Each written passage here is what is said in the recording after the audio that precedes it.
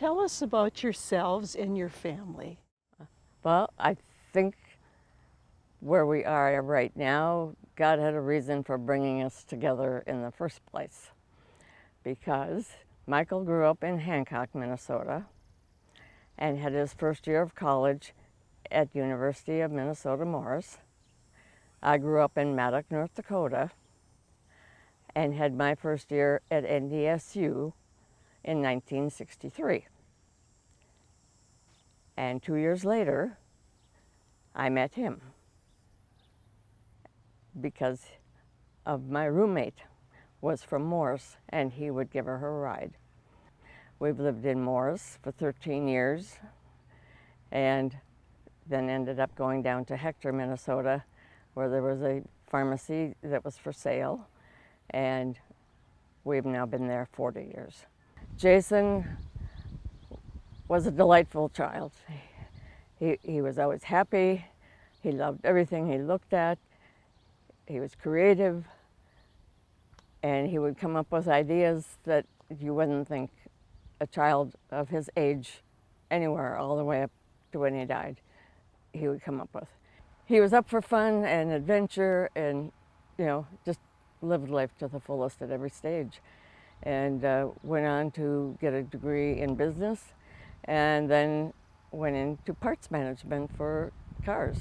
How old was he when he passed away? 44.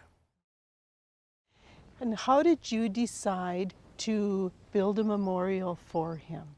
Just knew we needed some place where we could go, and this just blossomed into my mind that yes, it needs. We grew up 13 years of his life, and he had a ton of friends, and just loved every part of Morris. How did you decide to have it here at the West Central Research and Outreach Center in the Horticulture Gardens? Because from this spot, we were involved with the overhang as well, and we furnished a bench down there, so we were already into the process. So it just seemed a nice spot to do it. Who designed this beautiful garden? A outfit from Alexandria, and they have done other work with Steve. I had a need for a pergola where you could sit and look out over grasses, totally different from all the beautiful gardens around us where there's specific flowers and everyone is in their little spot. I needed it to flow. I talked to Jason. It's so peaceful. And we've had several people come up to us while we're here. They don't know us. They ask, do you know anything about the garden? And I tell them. And they say, oh, I lost my brother to suicide, not knowing anything about how Jason died. What are some of the special plants that you guys wanted to use or incorporate here?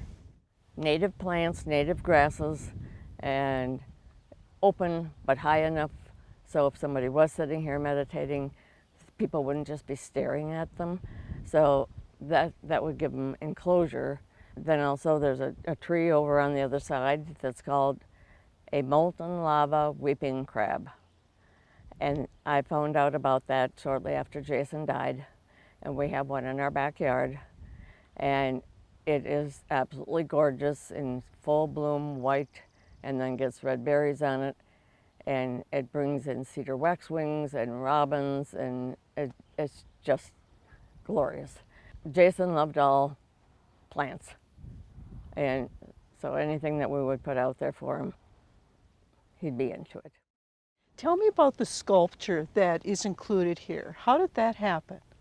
That happened because we were asked if we wanted something for our church, like another tree or a shrub or whatever, and well, I think we have enough of those around here, but okay, I took a friend and we went into the cities to a wonderful place, and I walked in and I thought, I don't know what we're going to find here, but I walked out their other side door, and that sculpture was sitting right in my face. And I heard, Jason's at peace with his Lord. And I was speechless. and I had a vision. It fits perfectly in the spot in front of our church, just like I knew it would. And then when we got this one going, and we got the pergola set up and whatever, and it's like, yeah, I'll be back down there, and we ordered another one. Michael, what kind of message do you want to get out to all of the people about your son? Well, I think the thing for me was the fact that I spent 40 years as a pharmacist, so I saw a lot of mental situations of more adults, and nobody would talk about their kids. And so when they finally opened up, then these kids finally realized that they could talk to somebody, because it's hard. Our son was gone. I've been married for 20 years, so we didn't really know what was. But these people have these young teenagers and whatever else. Military. It's just a huge amount of different people that are having trouble with what's going on in life. It just worries me that people are not coming forward, but it just makes me feel better that they actually are, and that will help everybody, because it's tough. The depression thing, I think, is people don't understand what it's totally like. But when you lose them to suicide, it's a whole shock of why. Why did it happen? And you'll never get the answer, more than likely. Thank you so much for being willing to come and do a segment, having lost a child, and then funneling that to create a beautiful way for people to be able to come and think about him or their own loved ones. And so I just thank you so much for being willing to do this. We are just so grateful you called and asked, because we've been heavy with this grief and everybody's out there suffering. And how do we go about talking to them about suicide and depression and what to look for in people? And this was a perfect opportunity.